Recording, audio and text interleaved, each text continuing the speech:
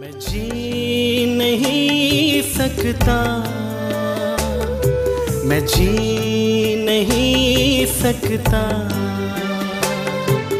तेरे बगैर ऐ खुदा, मैं जी नहीं सकता। आपको पता है कि हम दूसरे पत्रस की पत्री पढ़ रहे हैं और प्रभु की दया से मैं समझ सकता हूँ और मैं विश्वास भी करता हूँ कि आपने ये पत्री को पढ़ा होगा और इस पत्री में जो संदेश है उसको आपने समझा होगा। और बहुत सारी बातें जो दूसरे पत्रस की पत्री में हैं वो हमने पहले भी यहूदा की पत्री में हमने पढ़ा है, जहाँ पर हम झूठे भविष्यवक्ताओं, झूठे उपदेशकों, झूठे शिक्षकों, झूठे प्रचारकों के बारे में हम पढ़ते हैं। और यहूदा की पत्री के बारे में हमने बहुत सारी बातें जानी हैं। कई वीडियोस जो हिंदी में जो वीडियोस जैसे मैंने बनाए थे, आपने बहुत सारे वीडियोस आपने देखे होंगे। वो सारे जो वीडियोस हैं वो यहूदा की पत्री का अध्ययन है, यहूदा की पत्री का जो स्टडी है वही है। तो आप उनसे भी आप मैच कर सकते हैं। दूसरा पत्रस की पत्री में भी बहुत सारी मिलती जुलती बातें ही हैं। मतलब आप समझ सकते हैं कि कितनी बड़ी चुनौती रही होगी उस समय में जब पत्रस उस समय कलीसिया की अगुवाई कर रहे थे। और वही बातें यहाँ पर पत्रस भी जिक्र कर रहे हैं। किसके बारे में? झूठे भविष्यवक्ताओं के बारे में। अध्याय 2 यदि हम पढ़ते हैं दूसरे पत्रस की पत्री अध्याय 2 से हम यहाँ पर झूठे शिक्षकों, झूठे उपदेशकों के बारे में हम सीखते हैं। अभी आप ये सोचकर हैरान हो सकते हैं कि क्या मसीहियत में या फिर क्रिश्चियनिटी में झूठे प्रचारक हो सकते हैं? क्या हमको लगता है कि यीशु मसीह को मानने वालों में भी झूठे मसीही हो सकते हैं? यदि नहीं होते तो बाइबल में ये सारी बातों का जिक्र क्यों किया जाता? एक नहीं, दो नहीं, कितने ही प्रभु के सेवक इन बातों के बारे में जिक्र कर चुके हैं। जैसे पत्रस ने बहुत सारी बातें कही हैं। अब हम दूसरे पत्रस की पत्री पढ़ ही रहे हैं तो यहाँ पर हम पाएंगे यहूदा ने इसके बारे में जिक्र किया, यूहन्ना ने इसके बारे में जिक्र किया, पौलुस ने इसके बारे में जिक्र किया। ये सारे प्रभु के जो नए नियम के जो प्रेरित हैं, जो प्रभु के लोग हैं, सेवक हैं, ये सारे लोगों ने झूठे भविष्यवक्ताओं, झूठे उपदेशकों, झूठे मसीहियों और प्रचारकों के बारे में जिक्र किया हुआ है। तो इसीलिए हम भी इन बातों के प्रति गंभीर हैं, हम भी सीरियस हैं। ऐसा नहीं है कि हमने इन बातों को हल्के में ले लिया, नहीं, क्योंकि ये उस समय की सबसे बड़ी चिंता का कारण था और इसीलिए आज भी हमारे लिए सबसे बड़ी चिंता का कारण है। क्योंकि जो बातें हमने विश्वास की हैं उन बातों से हम बहुत जल्दी भटक सकते हैं यदि हमने उन बातों पे जड़ नहीं पकड़ा है तो। और यदि हम ढीले हैं, यदि हम ज़्यादा मजबूत नहीं हैं, तो मैं आपसे कह सकता हूँ कि ये झूठे भविष्यवक्ताएं, जो झूठे प्रचारक हैं, इनकी हवा इतनी तेज़ है कि हम जो प्रभु के पेड़ हैं हमको भी आराम से वो उखाड़ सकते हैं। याद रखिएगा, क्यों? झूठे शिक्षाओं का ये जो हवा या जो बहाव है बहुत तेज़ है इन दिनों में।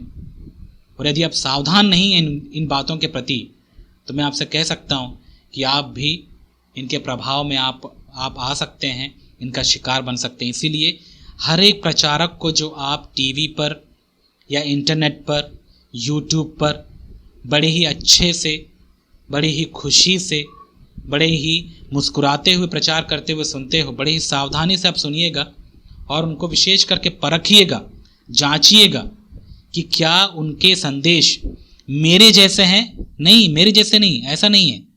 क्या उनके जो प्रचार हैं, उनके जो संदेश हैं, क्या पत्रस के जैसे हैं? क्या पत्रस ने, जो प्रभु का सेवक है, जो उसने संदेश दिया, क्या उनके संदेश उनसे मैच खाते हैं या नहीं? क्या उनके संदेश पौलुस के दिए हुए संदेशों से मैच खाते हैं या नहीं? क्या उनके संदेश याकूब से, यहूदा से जो पत्रियों लिखे हैं, ये पत्री जो लिखे हुए हैं, क्या उनके संदेशों से, क्या इनके संदेश मैच खाते हैं या नहीं? क्या उन्होंने जो प्रचार किया वैसा ही ये लोग प्रचार कर रहे हैं या इनका प्रचार कुछ भौतिक है या फिर सांसारिक तौर पर आधारित है? और विशेष करके उनके प्रचारकों का आप यीशु मसीह के प्रचारकों से या प्रचारों से आप तुलना करके देखिएगा और ये चेक करिए, क्या जो यीशु मसीह ने जिन चीज़ों पर फोकस किया या केंद्रित किए उन्होंने जिन बातों पर, क्या ये आज के प्रचारक भी उन्हीं बातों पर अपने संदेशों को केंद्रित करते हैं या नहीं। और यीशु मसीह के बारे में हम जब देखते हैं तो यीशु मसीह हमेशा से ही आत्मिकता को उन्होंने ज़्यादा महत्व दिया, आत्मिक आशीषों को उन्होंने ज़्यादा महत्व दिया। और मैं समझ सकता हूं कि हर एक सच्चा प्रचारक जो यीशु मसीह के आत्मा से भरा हुआ व्यक्ति है, वो भी हमेशा आत्मिक आशीषों के प्रति वो आपको प्रेरित करेगा, आपको उत्साहित करेगा। और आत्मिक आशीषें हैं क्या हमारे लिए? यीशु मसीह ही हमारे लिए आत्मिक आशीष है। यदि आपके पास यीशु मसीह नहीं है और बाकी सब कुछ है संसार का, आप जीरो हैं, कुछ नहीं है, आपके पास कुछ नहीं है, आप भिखारी ही हैं। क्योंकि आप ये सब कुछ आप जो इस संसार में पाए हैं, आपको पता होना चाहिए, जब तक आप इस संसार में आप उसको पकड़ के रखेंगे, जैसे ही आप इस संसार को छोड़ेंगे, आपके शरीर के साथ साथ ये सब कुछ छूट जाएगा, मतलब आप फिर कंगाल हो जाएंगे। आप सोच के देखिए, इस संसार के जितने धनवान लोग हैं, उनके पास इस संसार का सब कुछ है, उनको पता क्या लगता है कि ये उनको ये सब उन्होंने पकड़ के रखा हुआ है, लेकिन ये तब तक है उनके पास जब तक उनके पास ये शरीर है, मतलब जब तक ये उनके पास जान है। और जिस दिन उनकी जान जाएगी, ये सब कुछ उनको छोड़ के जाना पड़ेगा, मतलब ये फिर उस समय क्या हो जाएंगे? कंगाल हो जाएंगे। और कंगाल उनको बोलते हैं जिनके पास कुछ नहीं होता। बताइए, इस संसार को छोड़ने के बाद उनके पास रहेगा क्या? कुछ नहीं है, कंगाल हैं वे लोग। लेकिन यदि आप हमसे पूछें कि आपके पास क्या रहेगा, हमारे पास पता है क्या रहेगा? हमारे पास भी संसार का कुछ नहीं रहने वाला। ना हमारी रिश्तेदारी रहेगी, ना हमारे भाई बहन रहेंगे, ना हमारे पास जो आज धन दौलत है वो रहेगा, कुछ नहीं रहेगा। लेकिन हमारे पास पता है क्या रहेगा? अनंत काल का परमेश्वर रहेगा, जिसको हम यीशु मसीह कहते हैं।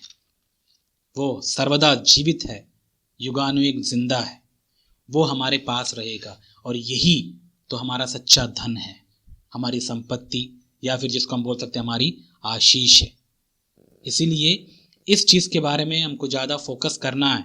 और ऐसे झूठे उपदेशों के प्रति आप सावधान रहिएगा, जो आपको यीशु मसीह नामक आशीष के बारे में ना बताकर, उसके बारे में आपको प्रेरित ना करते हुए, इस संसार के आशीषों के प्रति आपको उत्साहित करते हैं, प्रेरित करते हैं। वैसे प्रचारकों से आप सावधान रहिए। और उन सारे प्रचारकों को आप बाइबल में जो प्रचारक हैं उनसे आप तुलना करके देखिए, विशेष करके जो नए नियम के प्रचारक हैं, यीशु मसीह से लेकर यहूदा तक, जैसे हम पढ़ते हैं यहाँ पर, राइट। तो उन सेवकों के प्रचारों को, इसलिए आप बाइबल पढ़िए। इसलिए मैं आपको बार बार उत्साहित करता हूँ कि आप बाइबल पढ़ के देखिए कि उस समय के प्रचारकों ने क्या प्रचार किया, उस समय के प्रचारकों ने क्या संदेश दिया, उनका उपदेश कैसा था, उन्होंने क्या सिखाया, उन्होंने क्या समझाया, किन बातों के प्रति वे लोग ज़्यादा जागरूक थे, किन बातों के प्रति वे लोग अपने लोगों को उत्साहित करते थे, उनका फोकस क्या था, केंद्र क्या था।